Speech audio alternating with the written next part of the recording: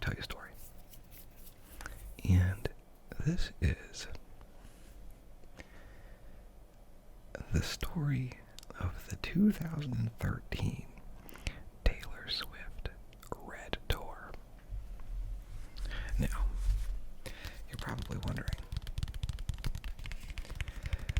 what story could I have about the 2013 Red Tour?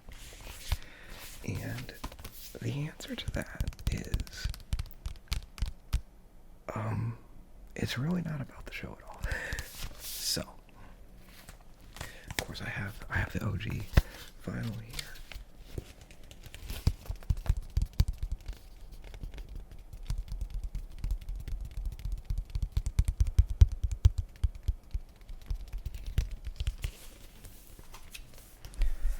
I do also have Taylor's version, so please don't cancel me for not supporting. She's my girl.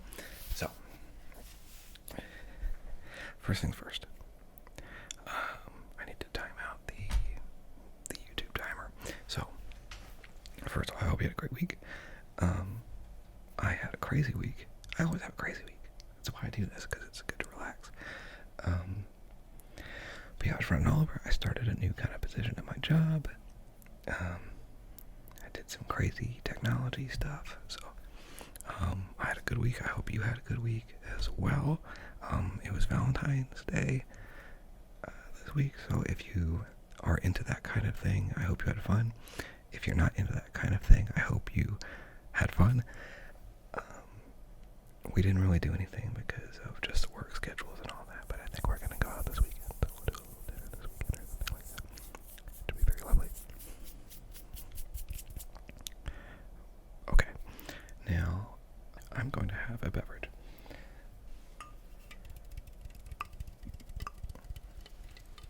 Now this is my favorite adult beverage, and it's Guinness. I always think that it's like chocolate milk, but for adults, and you can hear inside there is a little nitrogen ball.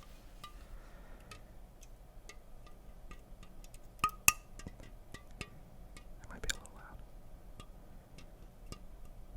but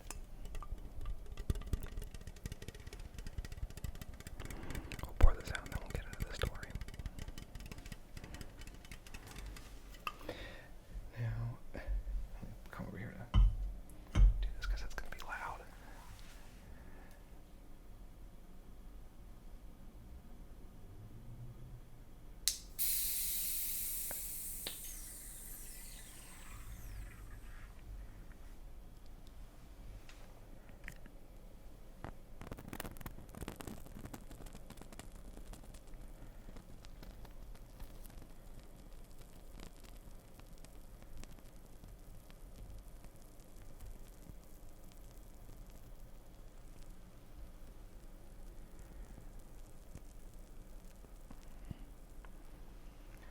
Also, now that I've started baking bread as like a hobby, I realize that it just smells like yeast. So, you know, if you like bread, you'll like this.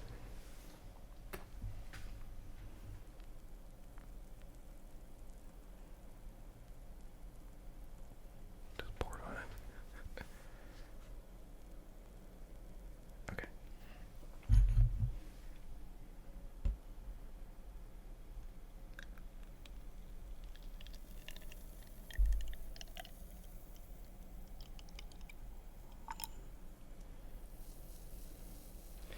Now, of course, when you pour Guinness, you have to let it settle for a minute. I think there's like a specific time, but I just let it go for a minute.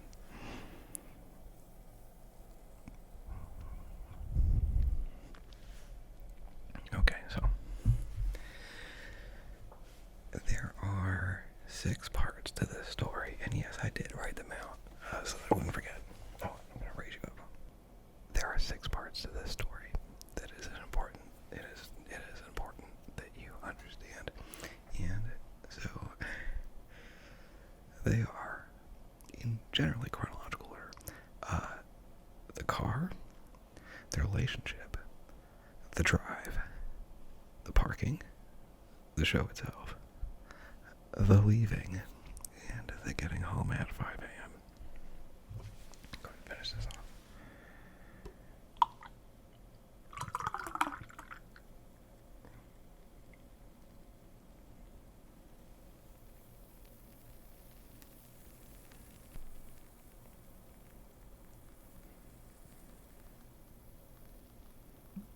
So, the first thing you need to understand is that I drove a 2004 PT Cruiser, manufactured by Chrysler. And these days, thankfully you don't see many of them around anymore, but they were quite popular in the early noughts.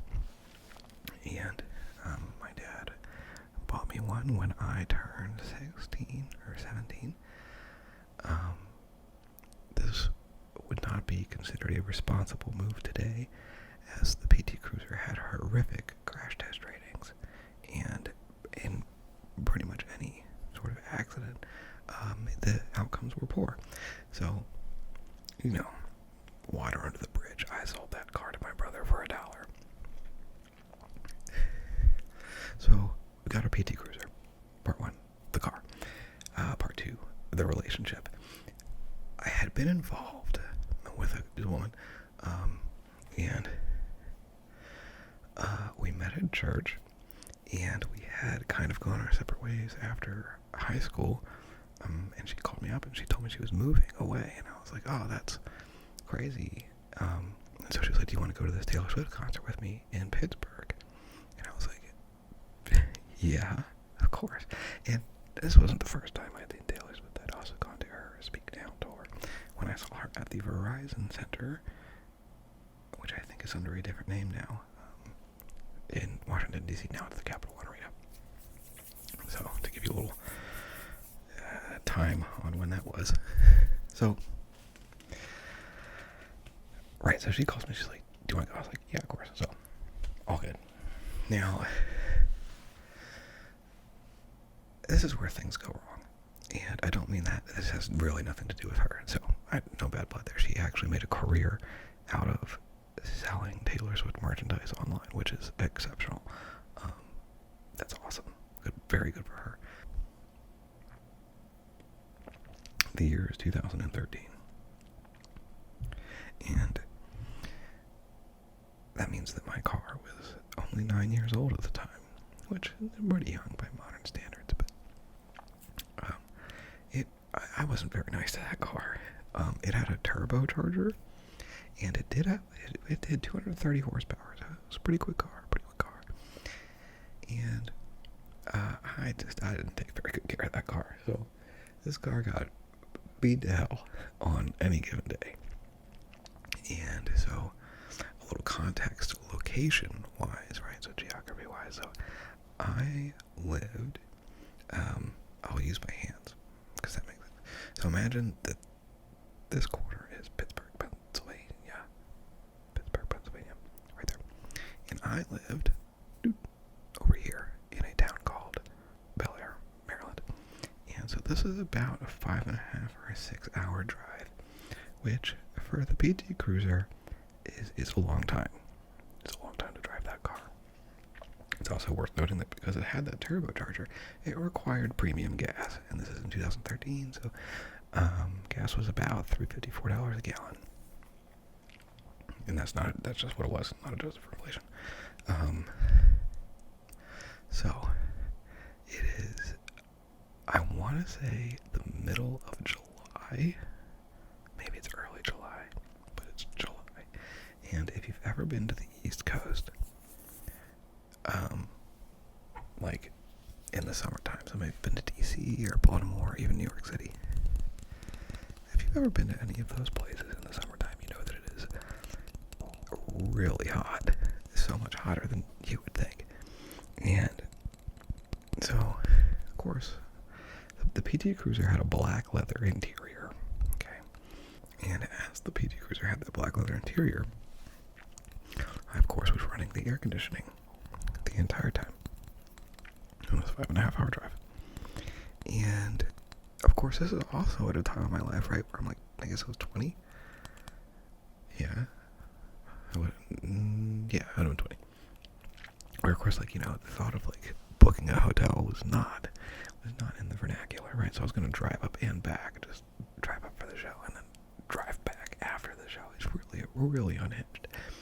And so I drive 5 hours up there, and as I get into Pittsburgh, the coolant warning comes on, engine temperature warning, and in the PT Cruiser there is no, like, the modern cars today, right? You got all the lights and little like doo-doo-doo.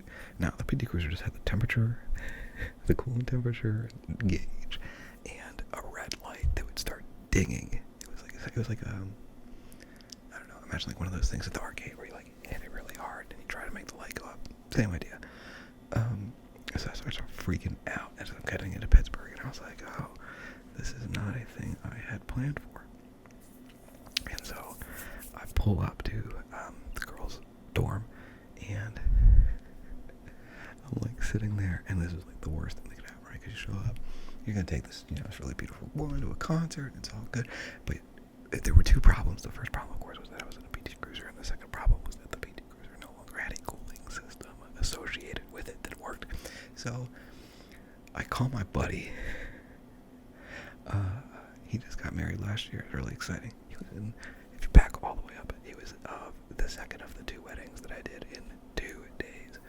And so I called him. We were roommates in college, and I'm like, dude, my car's out of coolant. And he was like, oh, well, it's the middle of summer, so you can just put water in it. So I had to call the girl, and I was like, hello, when you come out, please bring a bottle of water. And of course that begot some questioning. And so the PT Cruiser, to its credit, right, unlike modern cars today, the PT Cruiser did not have a sealed or pressurized coolant system. So it had a reservoir that was not pressurized, and then you could just open it and dump water in, and then as you turned the car on, the vacuum system would pull the water into the engine and cool it. Now, these days you have these pressurized systems which are more efficient, but when you get a leak in it, it's game over. It's happened like 5 times with my car currently. Neither here nor there. So we fill the reservoir all the way up, and of course you got to start the car for this to work, right? For it to suck into the vacuum system. So we get in the car, and again, black leather interior, middle of July, Pittsburgh, Pennsylvania. It's the sunniest day. Like the sunniest day you could imagine. And so in order to keep the engine from over-temping in the meantime, while the water is getting sucked into the system, we successfully turned the heat all the way on, full blast. And again, it's sunny, it's a black leather interior, and it was so hot. It was... So I lived in Vegas for a long time, and this absolutely came very close to being like living in Vegas. It was so hot. So hot. I mean, it was like, I'm literally getting sweaty just thinking about how hot that day was. So, and of course, she is miserable. She didn't say it, but she was miserable, and I'm very sorry. And I was sorry that I'm still sorry. I still feel bad about this because that was like, it was approaching torture. Yes. So, anyway, we drive from her dorm to the show, which is like 20 minutes.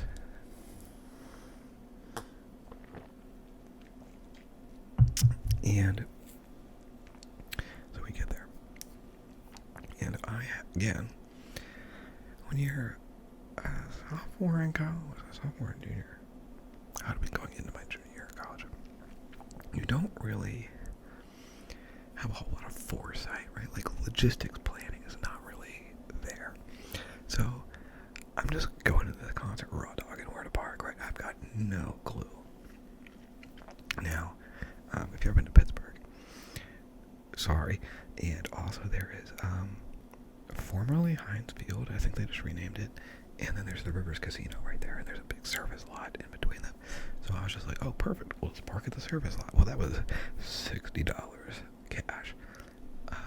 Exceptional parking, to be fair, like really good. But quite expensive. So we park and we go in, and of course, this is a huge relief because it was so hot in the car that just being outside in the regular hot was actually quite nice. So we go into the show, and the show, of course, is spectacular, right? I've seen Taylor Swift 3 times. Speaking Now on Red, and then on 1989. Always a great show. What is funny is that at this point, right, Ed Sheeran opened for her, and like people didn't really know who he was. He had that song, The A-Team, by that point, which I believe was off of his first album, but neither here nor there. So that was funny. And the show was really good. It was very cute. We held hands. Whatever. Drive her back to her dorm, and then like this is where again, right, the logisticization, which is not a word, but I love the word logisticize. It should be a word, but the correct word is logicize. But my failure to logisticize meant that here I am at like 1 in the morning. It was like 12. I don't remember specifically. And I'm in Pittsburgh, and I do not have a place to stay. And like, she offered for me to stay, but like I was like, it was weird, and I like regretted that for years and years. And so I ended up just going home. And I don't think I'd ever been more tired in my life, because remember, I had driven 5 hours to Pittsburgh, and then I had sat in a hot car for 20 to 30 minutes, and then I was outside of the show, and then I drove back. So at least, you know, it was cooler at night. I got home around 5:30 in the morning, and I was dog tired. And I think I was supposed to work that day. I obviously did not go. But yeah, so I guess too long, didn't listen. Went to see Taylor Swift to Pittsburgh. Car blew up. Very hot. Drove home on the same day. And that's my story. If you have questions, you can direct them to my comment section. If you don't have questions, I'm somewhat surprised. But yeah, that was just a memory that's like really been pestering me lately. I don't know why. So I just want to get that out there. And hopefully you enjoyed that as a like little lighthearted and not very ASMR-y, but I don't think I have enough wherewithal to make a podcast. So you will just have to tolerate it. Or not. You could have turned it off by now. I don't know. But thank you for listening to my story about the 2013 Taylor Swift Red Tour. And well, you know what's funny? The PT Cruiser was red, so I guess really that's just, it's very full circle. But okay, anyway. I hope you have a lovely weekend. As always, it's been some goofy weather lately, where I am. The weeping willows are about to weep. They're blooming, so it's a little weird. It's awfully early for that, but so it goes. I imagine we will be given a cold spring in return. So I hope it's nice where you are. And I wish you a lovely morning, afternoon, evening, or night. And we will see you next week for who knows what. I don't.